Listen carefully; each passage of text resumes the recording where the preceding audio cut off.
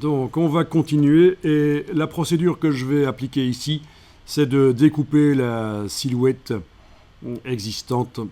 Donc dans un premier temps, je vais aller dans le menu de la palette des calques, agrandir un peu les vignettes, parce que je le sens mieux avec les vignettes un peu plus grandes. Menu de la palette des calques, option de panneau, grande, ok. Vous n'êtes pas obligé de le faire, c'est juste que comme ça je vois un peu mieux. Alors, peut-être que les deux formes là sur le côté, sur l'autre plan de travail, je vais les supprimer. Je les sélectionne, je les supprime, comme ça voilà, j'ai comme vous un seul tracé sur le calque. Alors, je vais travailler sur une copie du tracé, parce que je vais garder le tracé que j'ai fait là en tant que backup. Donc, on prend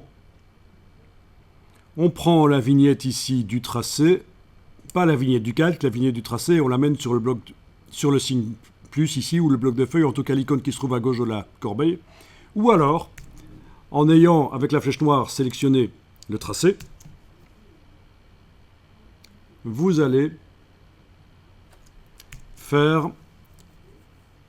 Et d'abord, je remarque que suite à mon test avec le masque, il a perdu sa couleur, donc je vais aller lui remettre une couleur noire. Fenêtre nuancier. Voilà. Donc, le tracé est là avec sa couleur noire. Et donc, une autre manière de dupliquer parfaitement au même endroit un tracé, c'est de faire édition copier, puis édition coller sur place. Au lieu de le coller au centre de la fenêtre, ça le colle exactement là où il était, l'objet qu'on a copié. Voilà, donc on a deux tracés superposés. D'une manière ou d'une autre, il faut avoir deux objets superposés parfaitement identiques. Un des deux, je vais le renommer backup silhouette. Voilà. Et l'autre, je vais continuer à travailler sur lui. Donc celui-là, je vais peut-être le verrouiller. Et même enlever l'œil en face. Oui, c'est important, sinon on ne va pas comprendre ce qui se passe. Surtout, c'est important. Le backup, là, vous le verrouillez et vous enlevez l'œil. Il ne faut pas qu'il reste visible. Parce qu'on va aller manipuler celui-ci. Il ne faudrait pas que celui en dessous reste visible. On ne comprendra pas ce qu'on fait. Bon. Celui-là peut être verrouillé aussi, mais il reste visible.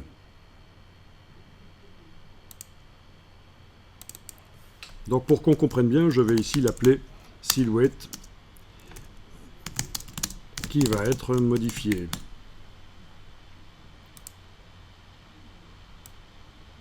C'est juste pour la démo, pour qu'on comprenne bien. Voilà, elle est verrouillée pour l'instant, je ne travaille pas sur elle, mais elle est visible. Le backup, c'est vraiment au cas où je foire, il est verrouillé et pas visible. Bien, donc ici, je vais créer des lignes qui vont me permettre de faire des coupures, d'aller couper la forme. Alors ici, par exemple, pour le bec, avec la plume, regardez, vous allez tester après, avec la plume, je vais aller dessiner un tracé que je commence à l'extérieur, et puis je fais ça.